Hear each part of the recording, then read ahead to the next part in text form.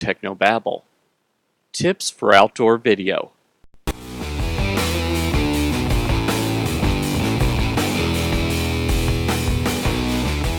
This is Tech No Babel, your weekly source for church video and graphics news, perspectives, tips, and tricks. And now here's your host, Paul Clifford.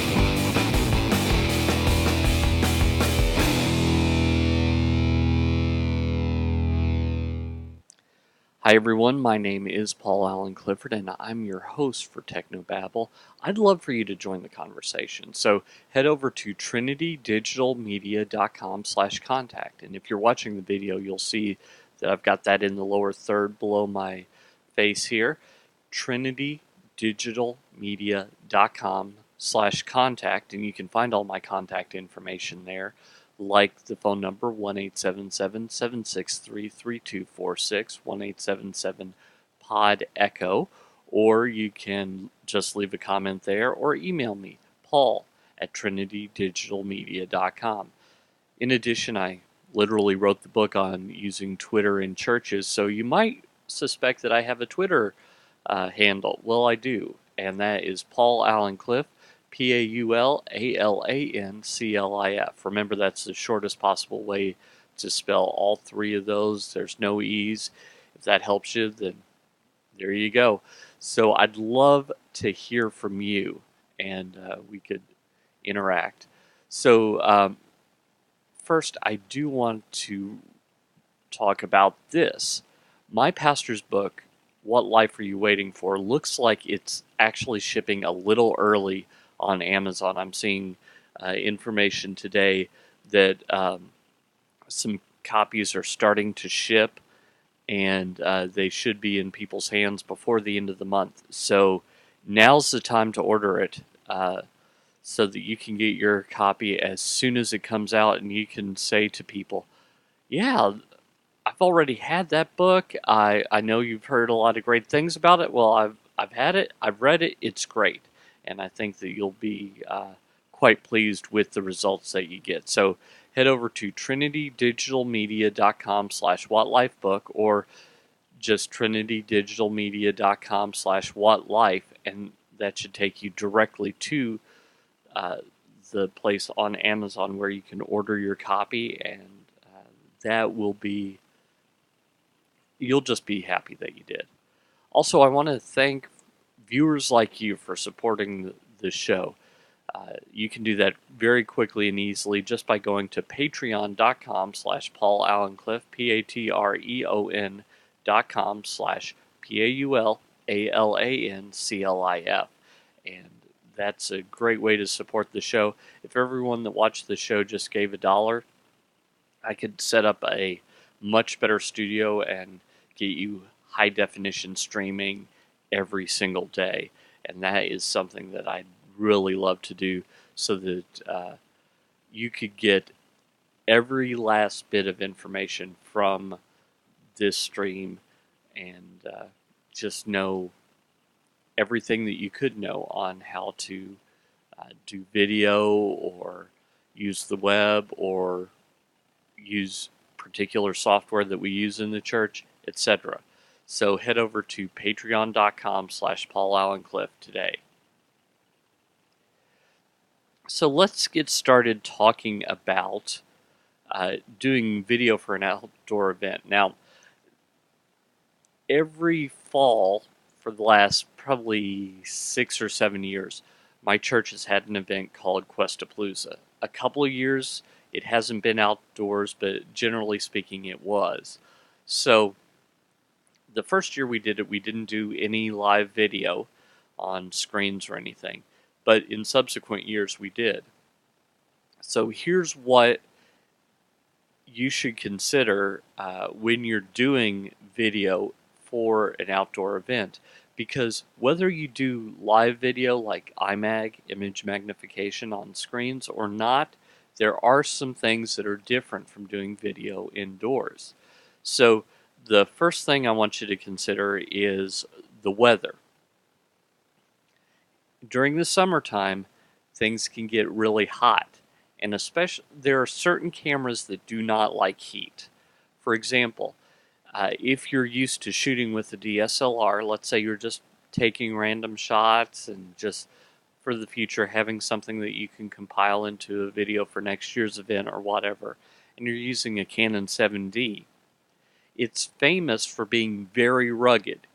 I saw a video where they froze this thing in ice. They put it in a bag first, froze it in ice. The bag leaked, so they thought, okay, it's dead for sure, but it wasn't. But as soon as you take it out during the summertime, a lot of times the sensor will overheat and not let you take video. So that's one thing to keep in mind. You also have to keep in mind rain, because once you're outdoors, it could rain at any time, whether they say it's gonna or not. So always have a plan for protecting your equipment. Uh, it would be really bad if a 5-minute shower that's just a deluge of rain turned out to totally break all your equipment. So that's no good at all. Um, Another thing you should keep in mind is when it comes to outdoor events, if you're going to be shooting partially during sunlight hours and partially during hours where there isn't sun, you're going to run into a problem of changing white balance, changing iris, changing ISO or gain on your cameras. And so you need to keep that in mind, that as the sun goes down, you might have to be tweaking quite a lot. So if it's possible to have an event that ends before sundown and then the next part, let's say it's a concert that begins after sundown, that would be better than having one that spans those two time periods, because it can get a little interesting changing all the things that you need to change to make a good video signal.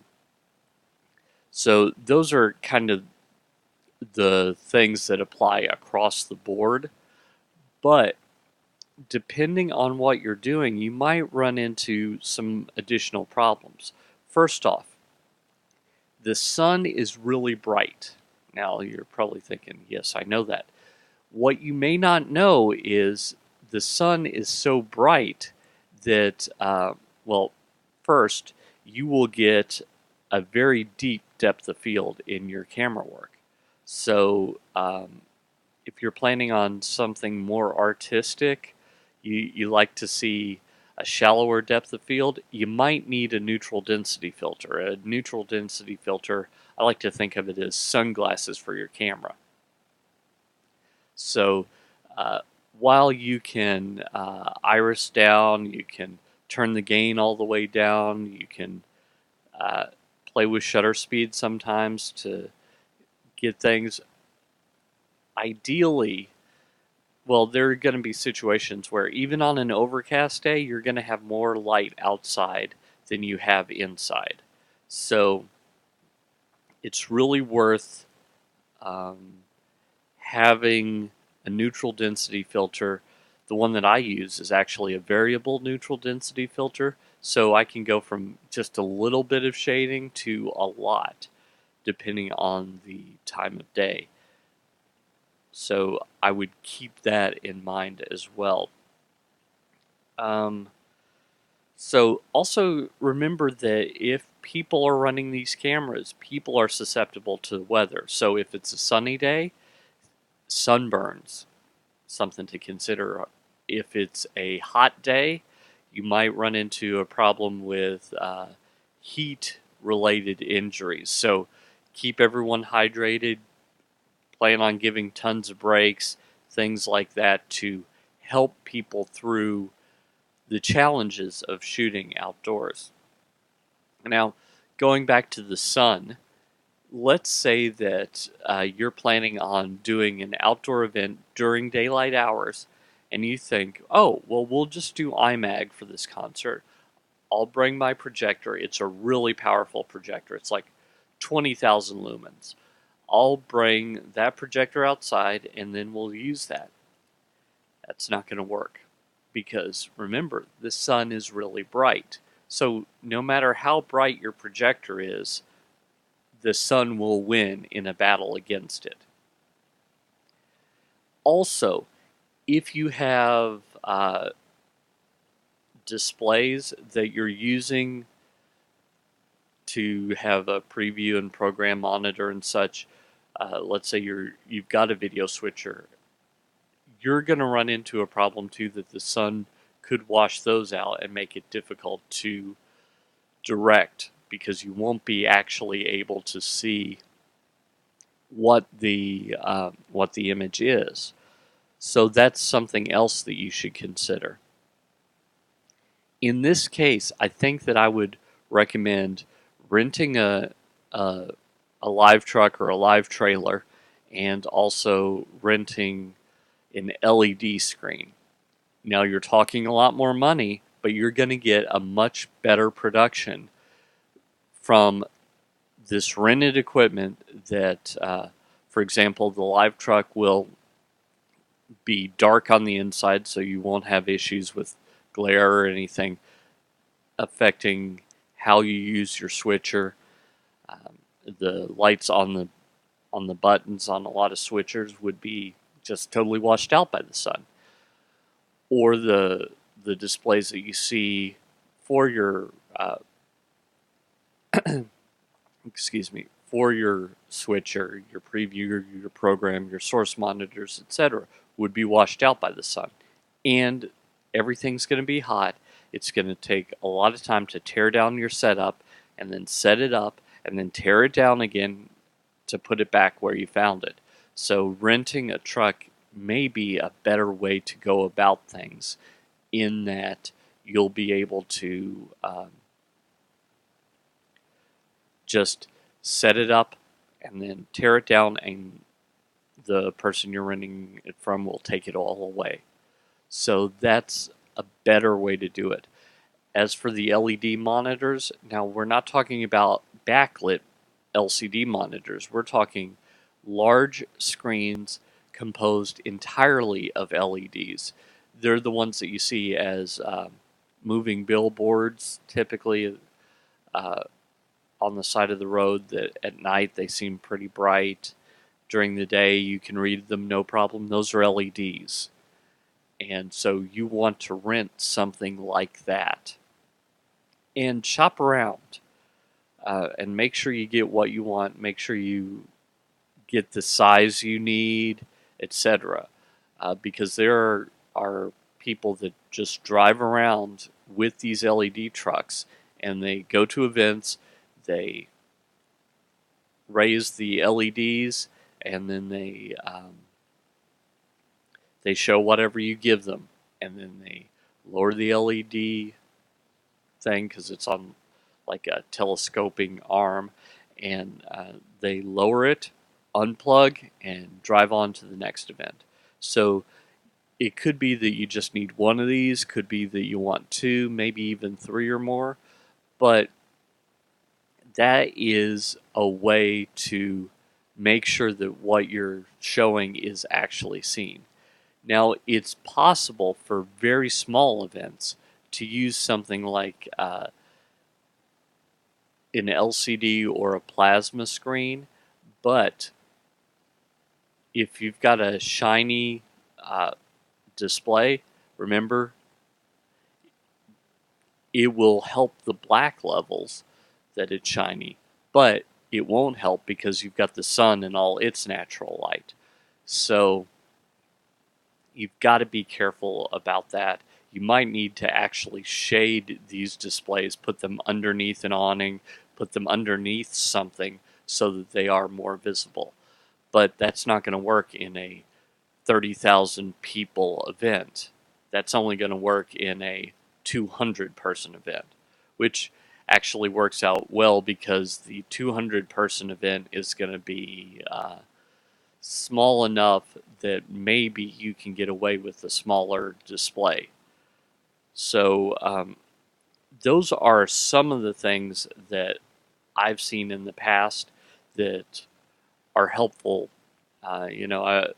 One year I led the video archiving efforts, and we had a tent off to the side with computers and hard drives set up so that we could capture the footage right then and there.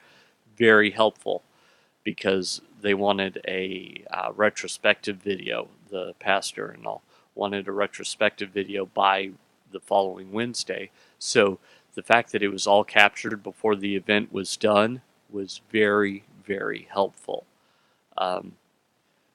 I also headed up the live broadcast efforts, and it was really nice to have a nice live truck where we came. The guys knew the equipment already, so we just set it all up, and then I brought my people from inside out, and we ran the cameras and the switcher and all, and it worked beautifully. So those are all some things that you can be thinking about when it comes to how to cover an event that's outdoors, whether it's a smaller event or a larger event. You just need to take into account the weather aspects, the unique challenges involved in an outdoor event. And as you do that, that's very helpful in what you do as you're going out and changing eternity. Until next time, I'm Paul Allen Clifford with TrinityDigitalMedia.com.